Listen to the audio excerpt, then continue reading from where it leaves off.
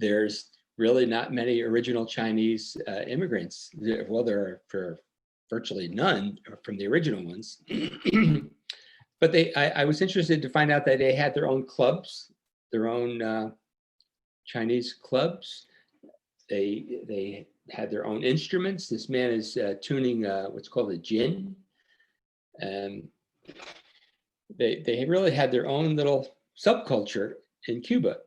This was a typeset room in the newspaper. They actually had a Chinese newspaper that they printed maybe about 950 copies. They ran at a loss. They had donations to make any money at all to get the print done, but they managed to sort of keep up their little culture. And I thought it was kind of interesting. They even had a printing room. This is a man setting type, and very archaic, as you can see, and very laborious. This was in 1999, so I'm not even sure that this newspaper is running anymore, to tell you the truth. So Chinese children and sort of blend of the Asian, Cuban. And this man here happened to be in a old age home for Chinese old age home. He was the oldest original immigrant in Cuba at the time. He was 98 at that time. So obviously he's no longer around, but I thought it was interesting to meet the oldest Chinese man in Cuba, original Chinese immigrant.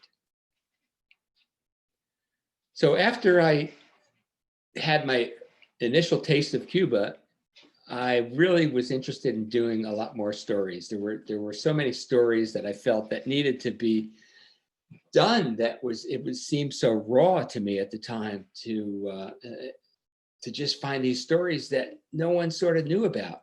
It was still late 90s, early 2000. And I was always interested in this was another, I forgot to put this one. This was a Chinese cemetery. They have their own cemetery. This is the caretaker at the cemetery. So I was always interested in religions around the world, and I wanted to do more about Santeria. So I had befriended a few photographer friends down there. And as I wanted to pursue this story, one of my photographer friends was part of the religion, and he introduced me to this man here, who is the Babalao, who is the high priest in Santeria. And we kind of became really good friends, and he gave me access to everything that he did. So I worked on this project for about 3 years. I also have a little photo book of it and a short film, 8-minute film. So to me, it was just, the idea was to learn more about Santeria. Everyone seems to have these preconceived ideas about Santeria. You know, it's witchcraft, or very negative, very dark, and that kind of thing. So I wanted to kind of search that out. So I thought, by getting involved in this, and let me get rid of that. I wanted to show people the truth about Santeria, as I wanted to learn it myself at the time. So this Babalao gave me incredible access to ceremonies that really, some of them hadn't never been photographed before. So learning a lot about Santeria, and Santeria is a very powerful religion in Cuba. Probably like 80% of the people either partake in it or totally accept it or respect it. It's involved in all of their arts and culture. It's part of their life. And there are things about it like sacrifice, which was always very confusing to me. How do you sacrifice? How do you kill another, living creature for the betterment of yourself or someone else? I could never really understand that. But when I got it explained to me, how life needs life to survive, sort of, that one thing just takes the form of something else, I started to understand it a little bit better. So some of the ceremonies were kind of really so new to me, things that I had never seen, like this picture of this woman who she was unable to conceive. So the Babalao did the ceremony with her with the pumpkin, which is considered very sacred in the religion. He's putting the pumpkin on her belly and doing prayers, and he did some sacrifices of some chickens, and sent her home. And the next time when I went back there and I asked him about this woman, I said, did she conceive? He said, yeah, a few months later she did. So I just started thinking about how faith has such an important element to people, how it really affects their lives, and it's so strong. And to me, the faith is the power. I mean, I always kind of believe that faith is something. I think you can have faith in if you carry a rabbit's foot around with you or something like that. The more power you put into that, the more faith you have in that, it becomes sort of its own good luck charm. Sort of same kind of thing, I believe it takes part in most religions, and especially in Santeria, because I see the people's faith and I see them change. I saw them with my own eyes, how they would come into a ceremony, all like the weight of the world on their shoulders and a lot of troubles. They each had their own problems, and they would come to the Babalao to be rid of negativities or things happening in their lives, and they would walk out of there with their head held high, and they just seemed so clean and changed. It was it's kind of interesting. This was a ceremony called it's with a fish. It's called the prayer for the head with the fish, and the fish is a snapper, which is also very sacred and used often in ceremonies in Santeria. He puts the fish on the woman's head, and then he eventually takes the guts of the fish out, wraps them in a sort of like a turban, puts it on the person's head, and they sleep with it overnight with the guts of the fish in it. And all of the ceremonies are, the main thing about Santeria is Santeria means the way of the saints. So when the slaves came over, they wanted to practice their own religion, but the Spanish made them practice Catholicism, Christianity. So what they did was they took the saints of the Catholic religion and blended them with their own saints, and they have a saint for each Catholic saint, but it's their own name. Like Santa Barbara is Chango. There are different saints that live in different places. Some live in the ocean. Yamaya lives in the ocean. This one is Oya, or Oricha means lesser god, lives in the cemetery. This ceremony was done in the cemetery for this woman who was trying to cleanse herself, and they sort of do this symbolic changing of her clothes. This was done in a hospital. He was doing a ceremony on this woman in the hospital. She had thrombosis, and he took some sweet potatoes, again, some squash, and his cigar, and was doing it right in the hospital, kind of like secretly, like behind this wall. Didn't want anybody to see him, but it was kind of interesting. And the woman ended up getting out of the hospital. She felt better.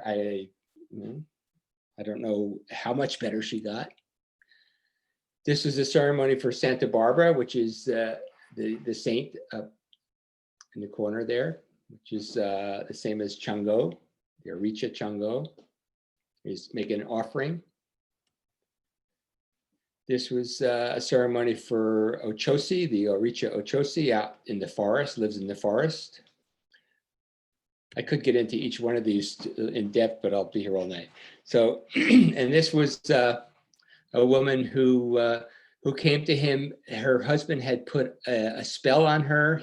With Apollo, from a different religion.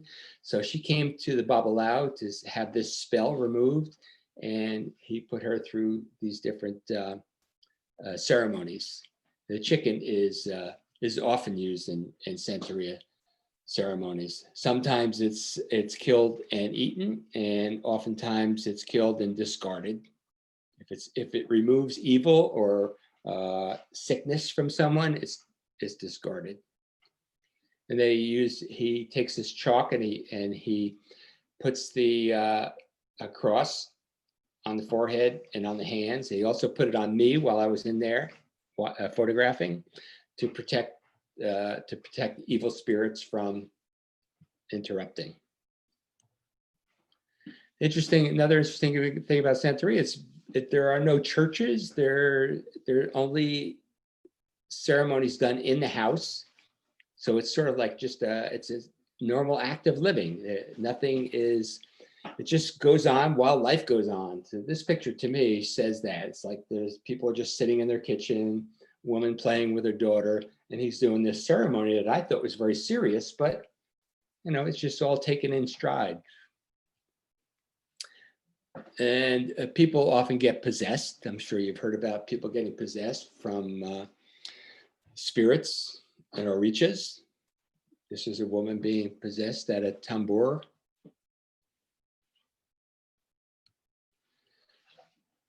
And the Oricha Elegua lives at the doorway, and everyone has an Elegua shrine near their doorway because he opens and closes the door to anything. Any ceremony that's done for any Oricha always begins with a ceremony to Elegua, and that's why he lives at the door. And this is what's going on here. He's sacrificing a chicken. You can't see it. He's pouring the blood on the little head of Elegua. Then after I finished that ceremony, that subject, that project, 3 years, I was just so hooked on it. And a lot of times I went and just photographed streets and life on the street. Most of the life happens on the street in Cuba. Sports, everything. This was a rainy day. There was no one out but these kids just sliding up and down the Prado, making their own good times. Walking the Streets is a famous mural of early settlers in Old Havana. I just thought it was an interesting photograph with the man washing the street in front of them. Notice that they're all white. This was a quinceañera, which is in most Latin religions, they have a 15-year-old birthday ceremony for girls. Becomes like their wedding. They have photographer. It's kind of a big event. And this was out in the square in Old Havana. The pigeons were just flying around. Of course, everyone goes to Cuba and everybody wants to photograph the cars. So, and I run photography trips to Cuba. And I always tell people that come on that trips that you're going to photograph the cars. Everyone wants to photograph the cars, the buildings, the usual cliches of Cuba.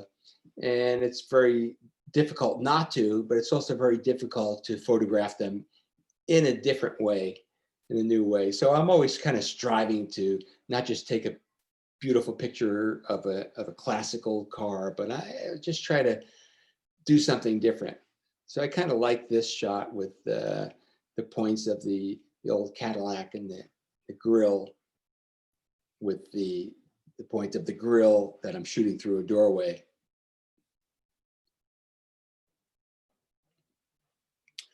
Then I would do portraits on the street often. This was on a ferry going across from Havana to Regla.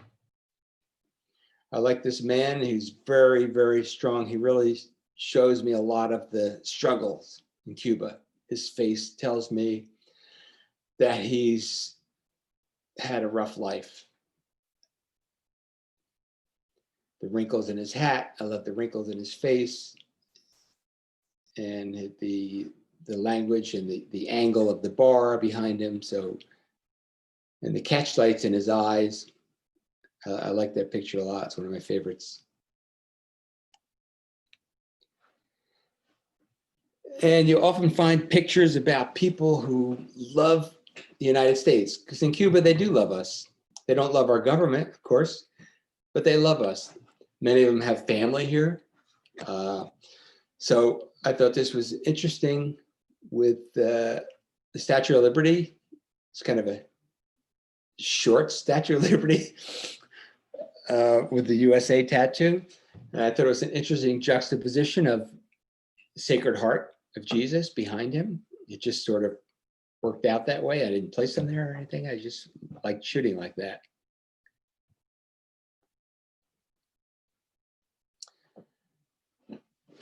Then another project I did was Huemullera Festival. Huemullera Festival is the festival of African roots and happens every year in Havana and towns around Havana. It's a very, very Cuban event. You don't see a lot of tourists. It's at some small towns around. In fact, I don't remember seeing any tourists at all in all of this. And it goes on for about a week. They have dance groups from Africa, and they learn about religion. They have performances, a lot of rumba dancers. It's really interesting. It all goes on the streets.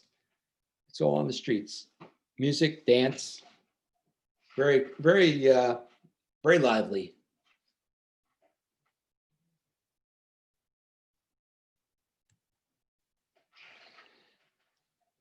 And this is rumba. Rumba is a very, it's really a sexual dance between a man and a woman. And you can see how here the body language of the both of them. You know, she's covering herself and he's kind of offering himself. And it's kind of a game that couples play in rumba.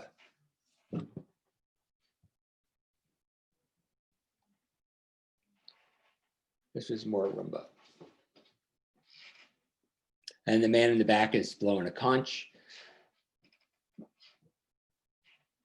The sounds get really loud and there's whistles blowing and conch shells and drumming it's very powerful.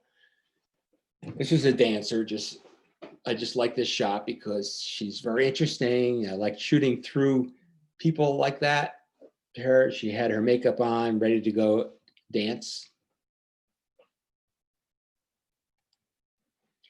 This was a group from Ghana, and they were performing a story about the Oricha Yemaya, which is the figure in the foreground there, and he's doing a chant calling to Yemaya. And then Yemaya is seated on the head of this woman. So they call that when the Oricha or the spirit seats himself on someone's head, or they take them over. So it's all religions, it's all started from Africa, and that's what Santeria is. Then I started doing my stories about, I started to think about the embargo. After doing several projects, going back and forth many times, I've been to Cuba over 21 times. So it was kind of hard to pick out pictures to do this with.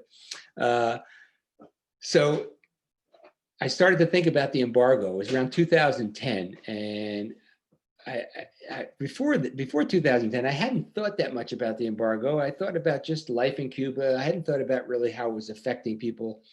But it was obvious to me after a while that it had a lot to do with what I was photographing. Everything I photographed had to do with the embargo.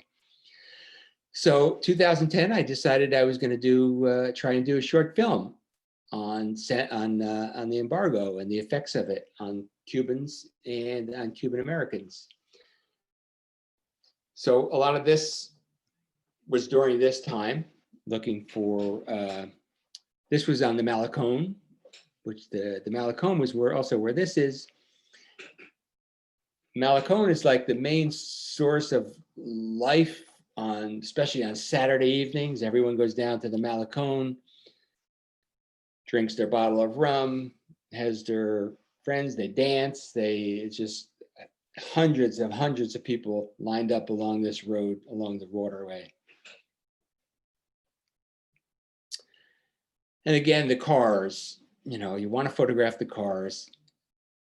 This just happened to be a lucky, a lot of shots when you're shooting on the street, things just happen. When you're tuned in, things just happen. I was just walking down in the town of Remedios, and this guy was just standing there with his car. It was just like a perfect shot. There was nobody else in the background. It was just a perfect color with his hat. And I just loved that shot. Loved that car. And then I always try to do something different with the cars. Like I say, I tell my photo participants, after you shoot the car, it's in a straight way, then try to do something different. Try to make it different. So I'm always trying to shoot cars in a different way. It's just fun. This is a photograph that is in the gallery show, and this was in the town of Remedios. They were going to repave this road. So to me, this had a lot to do with the embargo because they don't have a lot of machinery to do things. Everything is done very basically, a lot of handwork, a lot of manual labor. So they were sweeping the streets, preparing for the pavement. And I like the way the light shines in, the motion of the broomsticks. Early morning shot.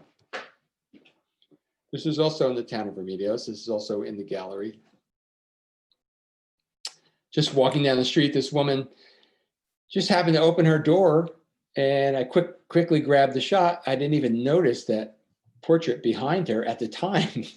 These are the kind of things that I love that happen. They're like little magical moments. I thought she was interesting because she had the comb. She didn't see me, and she was combing through her hair, nice wavy hair, and all this stuff on the side of the wall there. I thought it was interesting. And then when I took it back and looked at it, and I saw the portrait, I assume of her husband and her child behind her. But I just like the motion in that picture. I like the feeling of that picture. This was another one of those, just walking down the street. You see the strangest things in Cuba. And it's another thing I always tell people that come on my trips is that really expect the unexpected. You don't know what the heck you're going to see. There are just so many interesting things on the streets in Cuba and that you'd never seen before. I mean, I've never seen a dog like this, sticking his head and just deciding to take a rest with his head through the bottom of the door. And I like the texture, the door, the wall. It's a fun shot. And also this little girl, I was standing by this building and I thought it was interesting. And I said, well, let me just stand here and see what happens, see what comes by. And then this little girl came by and she had pink on and she just started running through. She kind of half posed for this picture, but then she kind of forgot about me. And I wasn't like really playing with her or I wasn't giving her any orders or I wasn't telling her what to do or anything. And I took a few shots of her. This was the one I like the best. But it tells the story about Cuba, the buildings. There's just so many buildings that are just, their life is over and they don't have the money to rebuild. They don't have the materials, mainly because the embargo. Another nice street shot. I just like the way this guy happened to be walking by with just his hands without his head. It was like a walking base. This was in the town of Trinidad. It's a little portrait of a boy out in Viñales, out in the mountains, tobacco land. I just like that picture. I like the boy. I like the fence. It's a happy picture. And this guy just happened to be sitting there. He wasn't looking to get his picture taken. I don't know. I don't know what he was doing. I think he was talking to somebody who was a little farther out of the frame, but it was just calling out for a picture. I mean, who wouldn't take that picture? It's just, he's got his red shirt on, the nice texture all around him with the white hat and the black background. Things just happen. Another sort of portrait. Man, I like shooting through things. I like things in the foreground like that. This was out in Viñales. They still use the bulls. And like I said, a lot of life happens on the streets. Sports happening all the time on the streets. And in the mountains.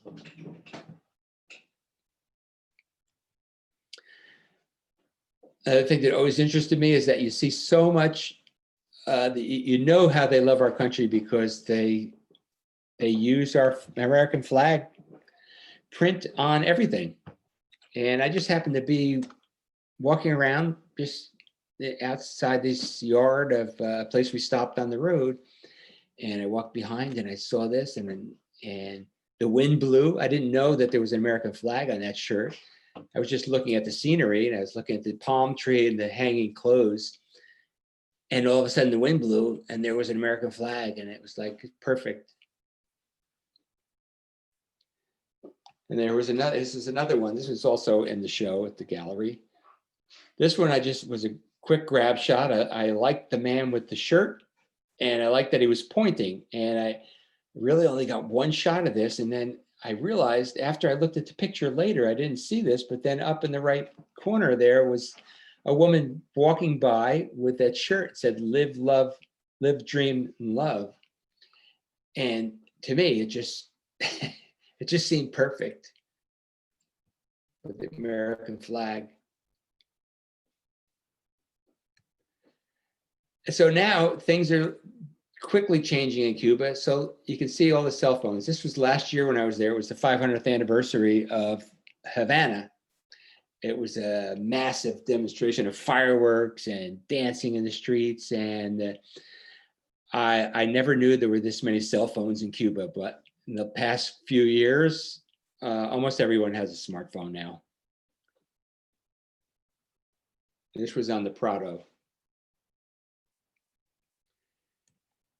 And this was just a group, so I just wanted to tell people that, I do run photography trips to Cuba, and I have one coming up in May if things work out, if we get a hold of the pandemic. So if anybody's interested in that, you can contact me through my website or the gallery or whatever. So this is just a little advertisement shot. And then I want to finish it off with a little trailer of the film, Curtain of Water. It's a 2-minute trailer, and I would like to just show you that, and then we can have some questions if you like. Is that good? Are we on time? Oh. Yes. Do you want me to share that? Yeah. Can you? Yep.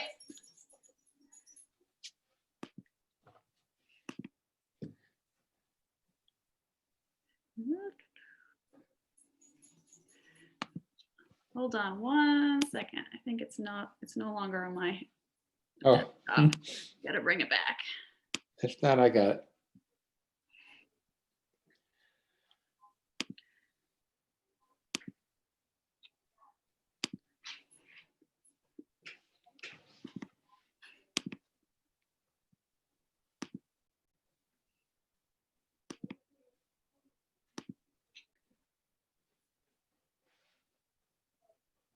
Es un juego, muchachos. Es un juego, muchachos. Eso es un negocio. Me parece que el bloqueo es más bien psicológico. Lo considero como algo agobiante. No. Yo creo que yo lo denuncio más como un relajo. Es un relajo los americanos con los cubanos. Yo creo que ese bloqueo cruel que es una de las expresiones de violencia humana más grande que existe. Because it is a justification for the Cuban government to violate every day human rights in Cuba.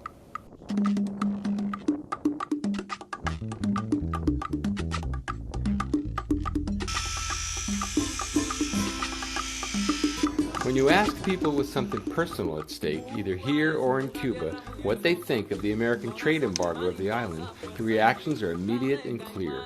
But are they accurate?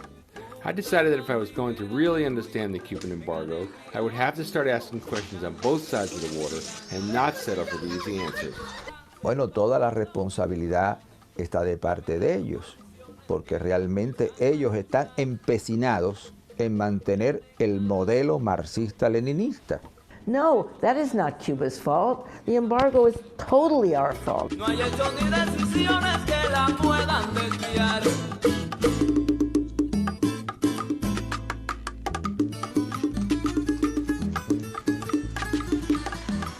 Que somos simplemente un pueblo luchador que quiere vivir y que quiere intercambiar y quiere saber y quiere participar.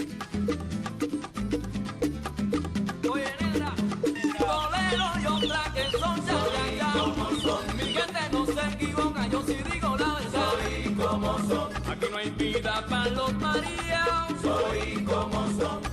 Botella, ron, tabaco, habano. Soy como son. Es que yo soy como soy. Soy como son. No importa si soy de la loma y cantan en llano. Soy.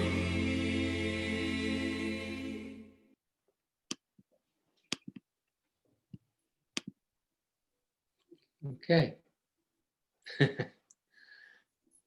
How are we on time? We're good? Yeah, we're doing good. Oh, okay. So yeah, so now this is the time that people can ask questions. And we've got a question through the chat. If we want to start off with that one. Someone wants to know about, for you to talk to, about your camera. Okay, so when I first started going there, of course, they're using just film cameras. I had a Canon EOS, shooting mostly slide film.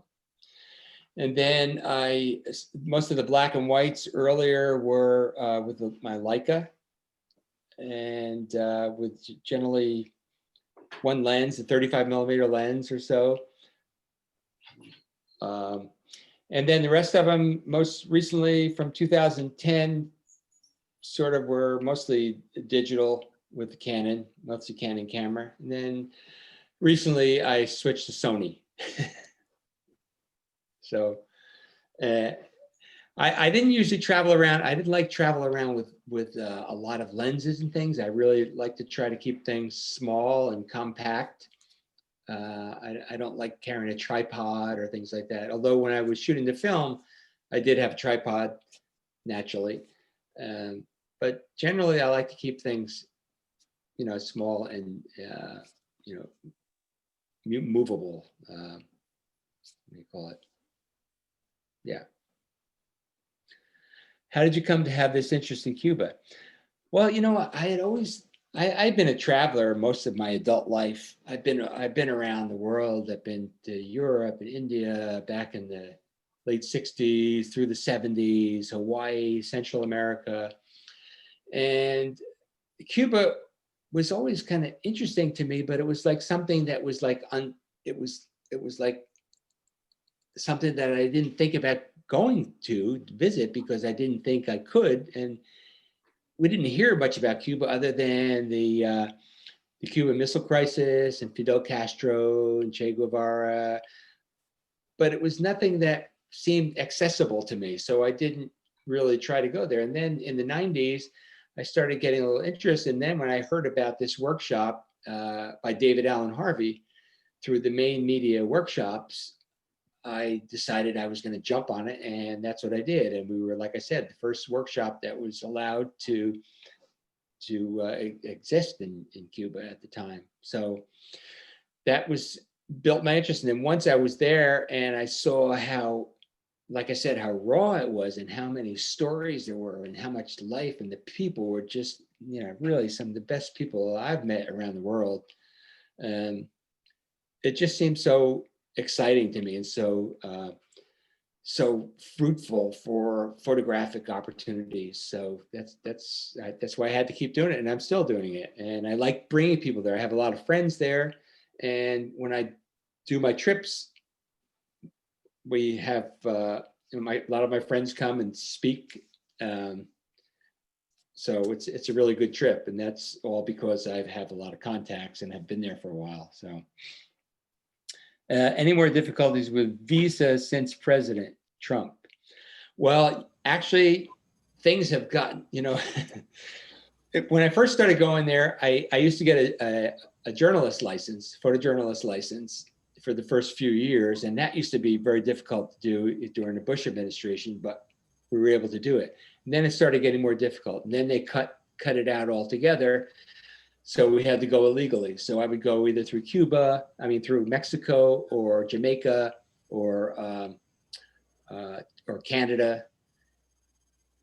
And then it started getting a little bit easier again when Obama was in there, and then things were getting easier, and Obama just started loosening things quite a bit. And you could see it in the people. There was a lot of hope. They loved Obama, especially after he went there. And you could see the hope was building. The people were really feeling good. They really thought that the embargo was going to end, and they can get back to having a normal life and travel back and forth to the United States easily and see their families. And then, 2017, it really got very difficult. Although when Obama was there, they increased the flights to Cuba from the United States, and then it just started getting less and less when Trump was the president, and he cut off the cruise ships and so many things. It cut back on the remittances for Cuban families, and has really made life so difficult. And I can tell you that I've asked a couple of friends of mine there to give me some information about what life is like right now in Cuba. And my one friend, Jesus, says, a perfect storm of negativity is flying over the skies of our beloved Cuba. A combination of economic inefficiency, a long delay in updating our obsolete economic model copied from the Soviet Union and proved totally worthless, natural disasters like hurricanes and droughts, plus the most horrible and cruel years of a blockade is creating the worst crisis in our history since the so-called special period. So they are really having a hard time right now. And I hear from my friends that, they're short on things, toothpaste, toilet paper, soap.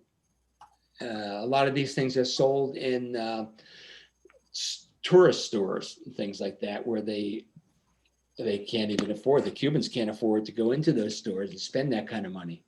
So things are very difficult there right now. So hopefully with our new administration, we're going to get back on board. From what I hear, that I hear that things are going to get better. They're already talking about it. So visas, you can get a travel visa to Cuba. I have two questions: how to watch or obtain the film, and is it necessary in this sort of work to obtain releases from the subjects? Well, I did get releases from the subjects. I wanted to make sure that everyone understood what they were going to be. I didn't want to do anything underhanded at all. Everyone agreed with it. There were a lot of obstacles at times. There were people who were afraid to talk to me because they didn't want to talk about politics. In Cuba, they don't talk politics out in the open so much. At least they didn't back then. It's a little easier now. It's not quite as tight, but back then, people just didn't want to talk to me because politics. But because I had friends, and my friends were sometimes working with me, and the contacts that I had, they would explain to them what I was doing. I wasn't asking them to talk about their government. I was asking them to talk about my government and the effects of my government's policies. So they sort of went along with it. And so I did have them sign something.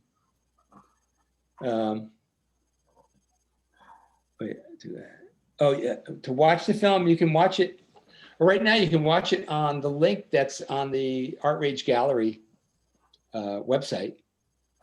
And if you want to purchase it, you can go to the Films Media Group. It's distributed by the Films Media Group in New York City.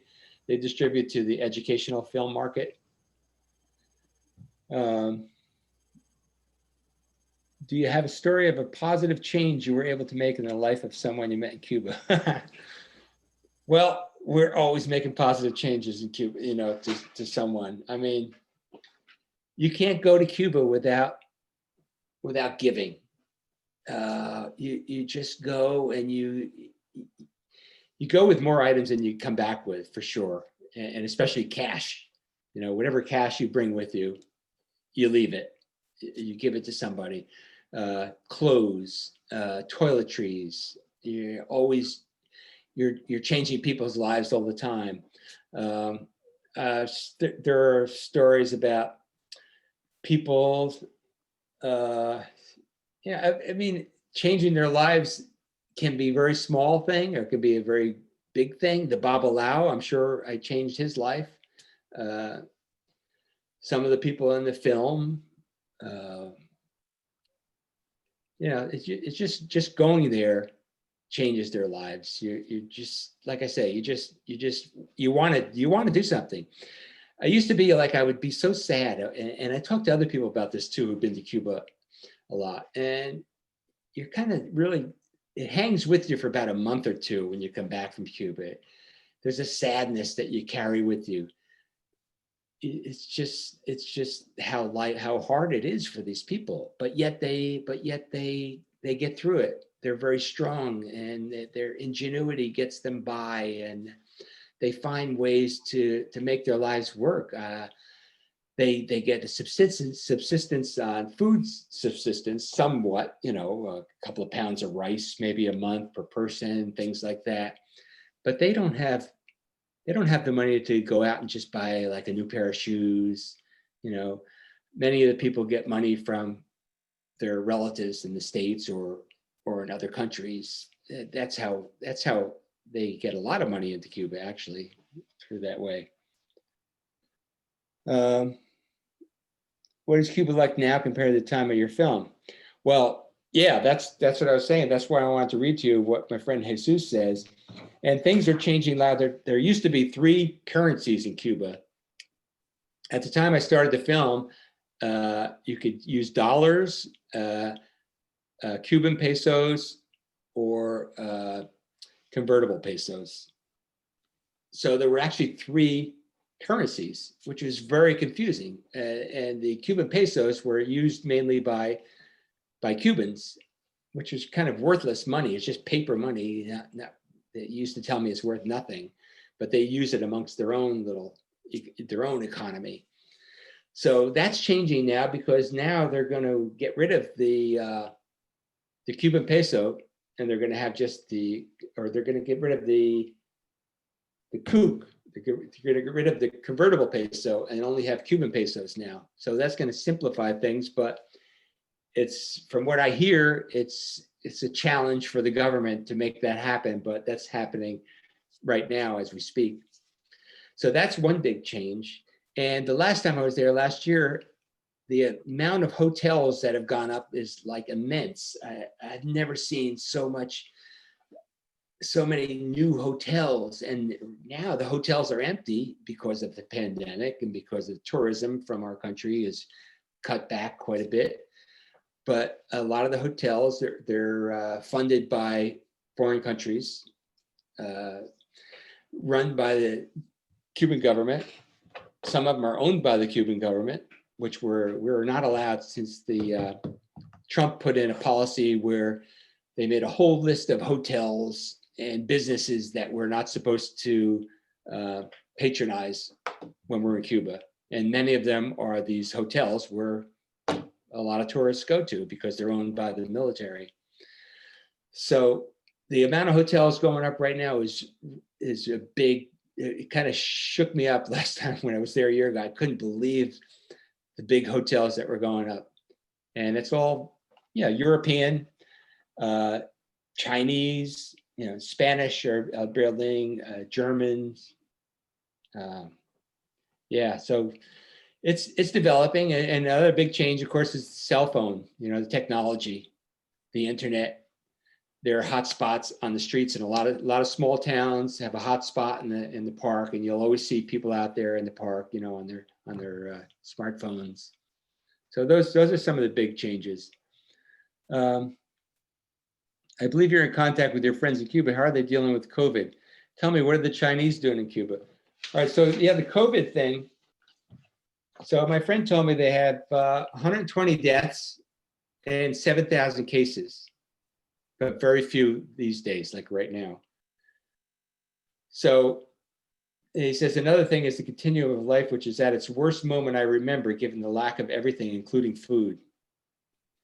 There's a complete restructuring of the economy going on, which is a mess, and people are very dissatisfied with decisions which seem to benefit only those with foreign currency.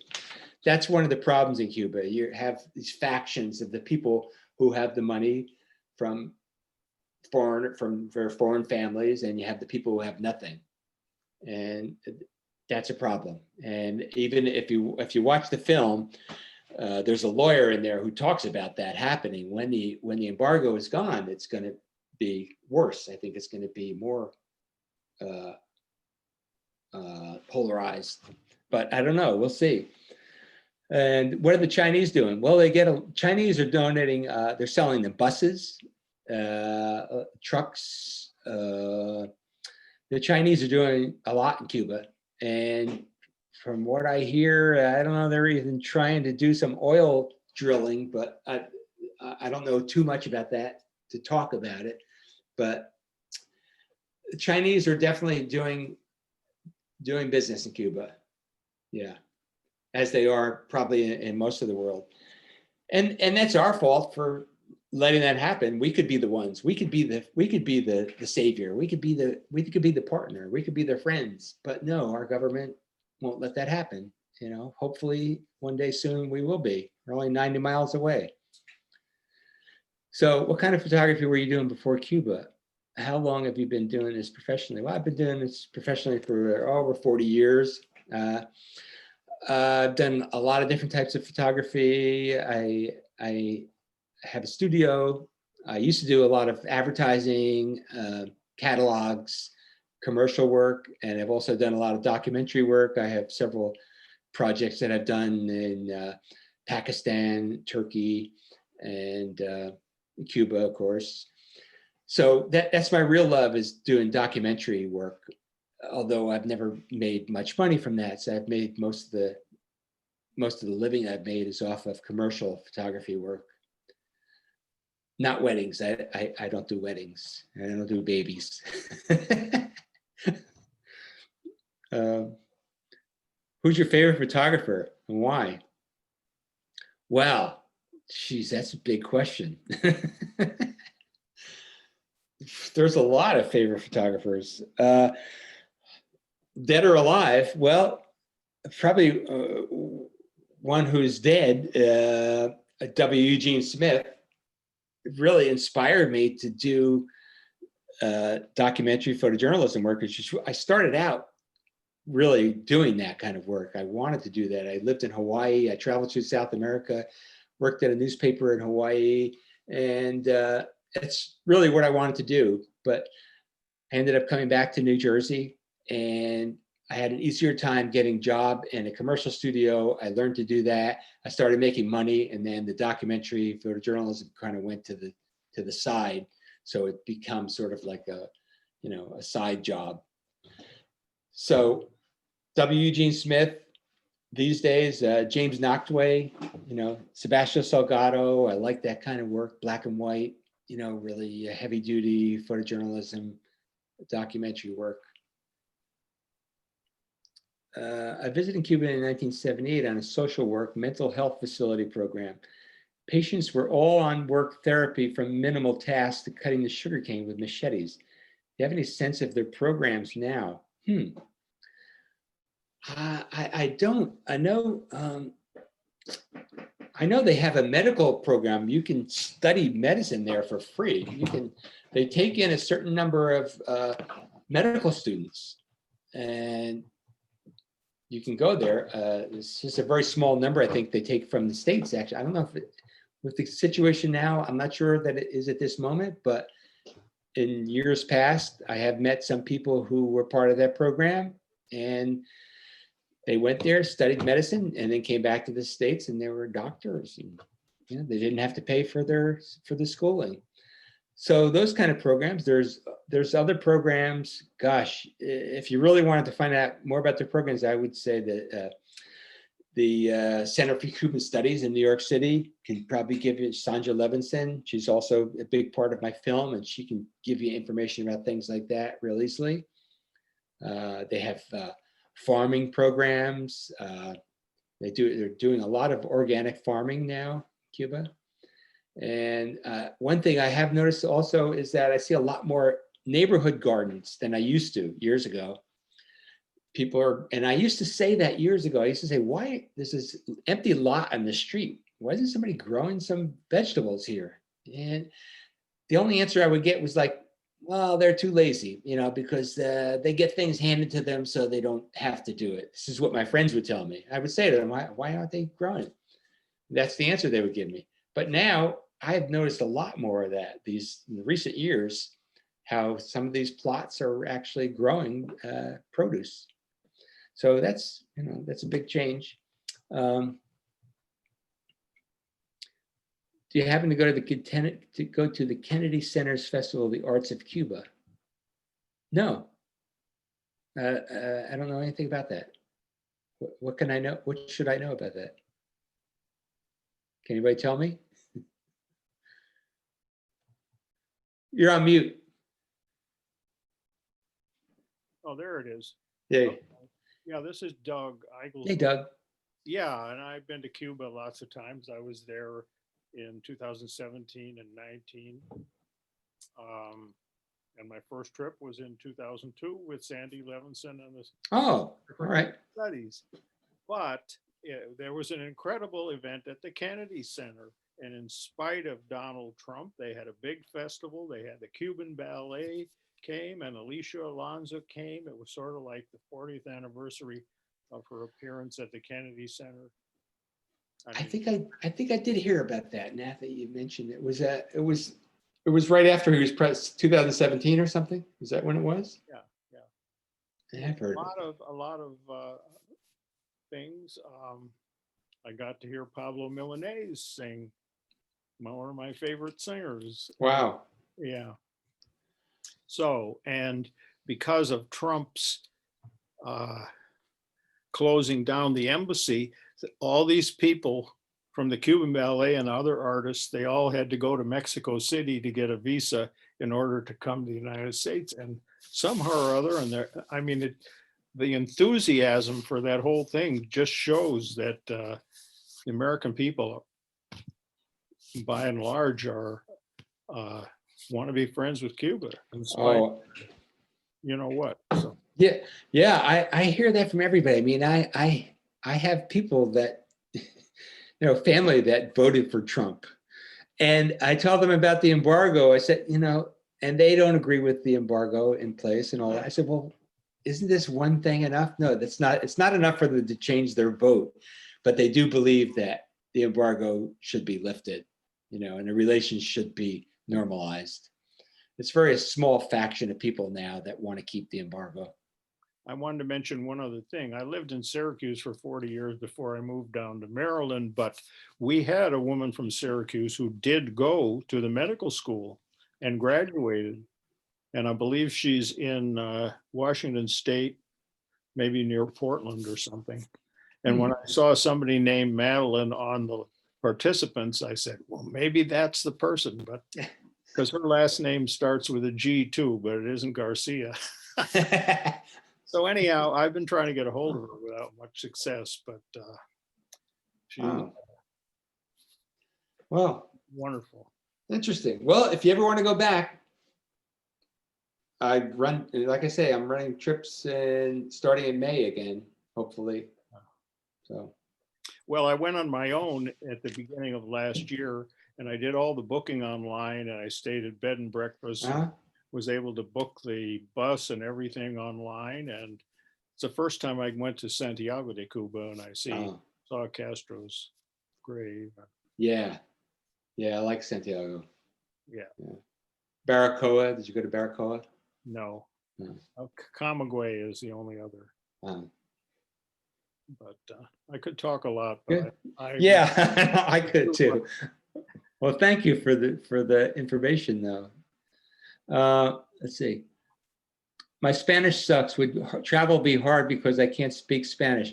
Now, because I don't speak much Spanish. You would think I've been there like 21 times. You would think I would be fluent. No, I'm not very good. It may be because I have friends there that speak English. So I'm not forced to speak Spanish, although early on when the first few years when I was going there, when I was studying when I was shooting with the Babalao, I started getting better at it because I was only with Cubans all the time who didn't speak English. So it's you can get by without speaking Spanish for sure. Yeah. Guerrero, Puerto Rican origins? No, Italiano. Italian. What opportunities do local photographers in Cuba have for development and international exchange? Well, yeah, I know a lot of photographers there, and I'm friends with the director of the Fototeca de Cuba, which in Havana, which is the largest photography gallery in Cuba. And the opportunities are they're not much for sure, and especially if depending what kind of photography they do. Of course, there are people shooting the quinceañera girls, and their gowns and things like that. But as far as like fine art photographers or documentary photographers, they're always struggling. It's a big struggle. Some of them do sell their work internationally, but they don't make a lot of money for sure. It's very difficult. And when I used to go early days, I used to bring tons of photographic paper, and I couldn't bring chemicals, of course, but film. I got donations from Calumet Photo one time. I had a bunch of boxes of film and paper to bring to photographers there, which they didn't have. They had to only use the materials they had. They couldn't afford film, especially color. That's why most of them shoot in black and white did. Now, of course, a lot of them are digital now, but that's why they mostly shot black and white, because they couldn't afford any color processing or the film. And did anyone speak about Stewart's visit for medical care of first responders from 9/11? Anyone speak about John Stewart's visit for medical care? No, I don't. No, that rings a bell though. Something about that. What is that? What happened? Who asked that? Marianne? Yeah. John, a whole bunch of first responders of 9/11 had cancer and they ran out of their coverage. John Stewart took a whole bunch of them to Cuba and they all got free medical care. And then he went on television to shame the United States Congress and Senate for not providing the funds that these frontline workers needed. I wondered if anybody had spoken about that. No, I don't remember anyone speaking, but that rings a bell now that you mention it, but I don't know much more about that than what you just said. I know when I was there in 78, the Russians were the people who were training their medical students. The students went to Russia and then came back and they had great medical care. Yeah. Well, it must have been interesting in 78, huh? Yes, it was very. I just watched a movie called Cuba and the Cameraman. Has anybody seen that? Yeah. That's pretty good. That's a pretty good film. That's pretty good. Yeah. In fact, some of the people in that film were in my film. It's funny. I just want to mention for a second that Pastors for Peace, or IFCO, we had caravans coming through Syracuse almost every year when I was there. And it's good to get on their mailing list because you get something, once a week tells you all about what the situation with COVID is and other things. So. Oh, that's interesting. Well, I know Pastor, they're in my film also. And I took a trip with them. I was filming with them from New York to Washington, D.C. I traveled with them back in 2012, I think 11 or 12. And I wasn't sure that they were actually still operating. I guess they are. Yeah. That's interesting that they give out all that information. I haven't been in touch with them since, so it's good to know. Yeah, I don't think there's a caravan right now, Ah. but Uh-huh. it's all there. Gail Walker can tell you all about it. Yeah, Gail. Yeah. She's in the film briefly. Yeah. Great person. Good. Let's see. Have you met Americans that moved to Cuba for good? I know one or two, yeah, who married Cubans and moved there. Yeah. I've met several Europeans. Do you know if there's strict laws against GLBTQ? Well, no, not anymore. It used to be. There's a film that was made by. What's the name of that film? About a gay poet. That was made in early 2000s, maybe in the 90s, and that was when they were. It was really outlawed that if you were gay, you couldn't do anything. Now it's pretty open now. Every Saturday night you go down to Malacone on 23rd Avenue in Malacone, and there are hundreds of them hanging out, and it's pretty open. It doesn't seem to be an issue from what I have. From what I see. Marriage, I don't think so. I don't think marriage is legal there yet for them. I could be wrong, but I haven't heard about that. So. Anyone else? Anything else?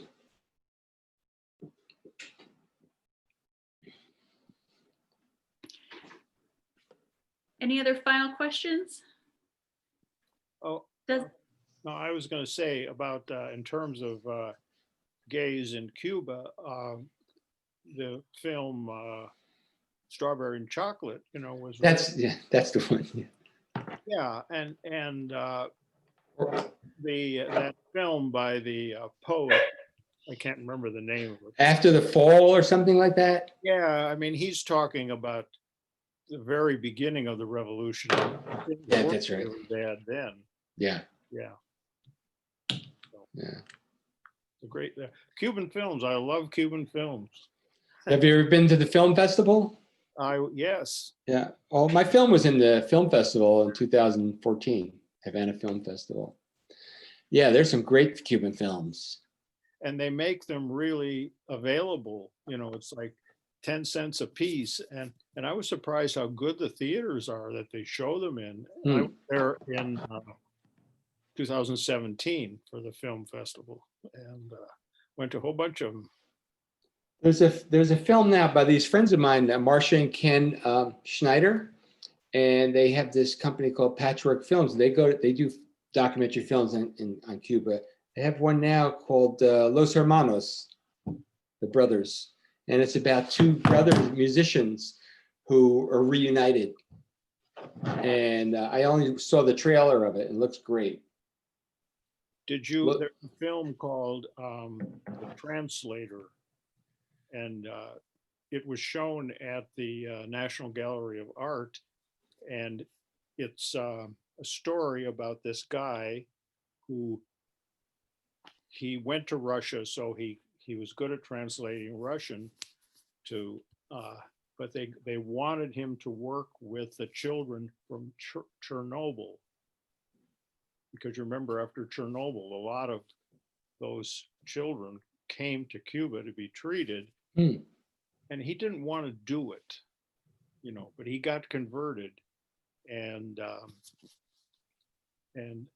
and so it's historical because it's starts at that time, and you see the special period come and the economy change and all this stuff. It's all in the film. And you can buy the film on Amazon for $12 or something. I'm trying to remember what the name of that subscription thing that has films all the time. I know the name of it, but if you just look up the translator, the translator. Yeah, and it was made, the film was made by the children of this doctor. And they were at the National Gallery talking about it. It was really good discussion. So Interesting. it's a great film. Wow. Very good.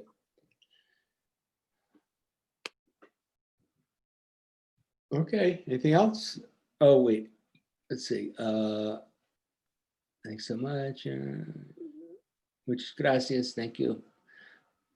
I envy Canadian friends who never stopped going there. Yes, Canadians have been going there for years. But you know, a lot of them just go, and I have Canadian friends who go there. They only go to Varadero. They only go to the beach. They don't go around Cuba. They just go to the beach. Well, if you're in Varadero, you're really not in Cuba. No.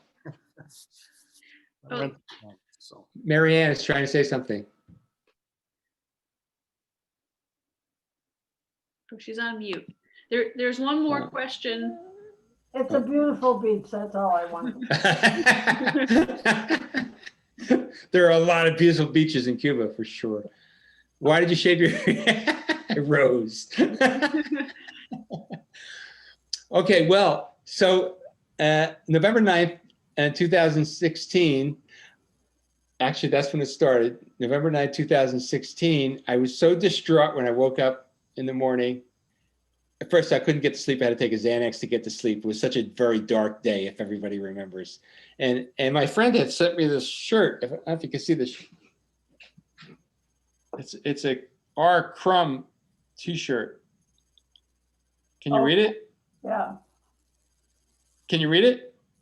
Yes. Yeah, he sent me this shirt later. But so from that day on, I got up and I didn't feel like shaving. I said, you know what, I'm not shaving until Trump is out of office. So I shaved this week. That's my story. We're looking for a brighter day for America, for sure. If I wanted to contact you and have a conversation sometime, how can anytime. Where do you, you're in Syracuse? Well, anytime. I'm in Maryland now, but so anytime. You can get my information on my website, joeg.com. Okay. joeg.com. You can find all information about my trips and about my films and photography or whatever. So thank all of you for taking the time to come here and do this. I wish we could have done it in person. Well, that would have left you out, though. You would have from Maryland. You wouldn't have come up from Maryland. Well, thank you, and it was great to see all the pictures that you. Thank you. Thanks for. Some of which are not in the exhibition, I guess, but some great. Yeah, most of them were. Only a few were in the exhibition, actually. Okay. Thank you again, everybody. Yes, thank you. And as a reminder, the exhibition is up in the gallery until the 17th of January. If you haven't seen it in person and you feel comfortable doing that, it's also available. The exhibition is also virtual. There's a link on our website if you prefer to see it that way. And to remind people that they could watch the film online as well. And on January 7th, we're going to have another Zoom meeting. We're going to do a talk back about the film. And we're also hoping to do a few, one or two discussion groups with some short stories about a refugee in the US writing about Cuba. And we'll have more information about that coming up. So we'll send out an email announcement. And there was a question about, is the talk recorded? Yes, it is 95% recorded because I forgot to press record at the very beginning. So there's not a great intro, but it is recorded and we will be able to, to put it up on our website. So if people missed it tonight, then they will be able to watch it again. So so I want to thank everyone so much, and thank you, Joe, for putting together that great presentation. Okay, and let me say hi, Walter. Hi to Walter. I didn't realize. Oh yeah, I didn't realize you were there. Walter's in the room. Hello, hello. Hey, Walter. My kitchen's a mess, so I'm not going to add the video. Okay. All right. Well, have a great night, everyone, and hope to see you all back in person in the gallery. Thanks again. Thank you, Rose. Good night, everybody. Bye. Bye-bye.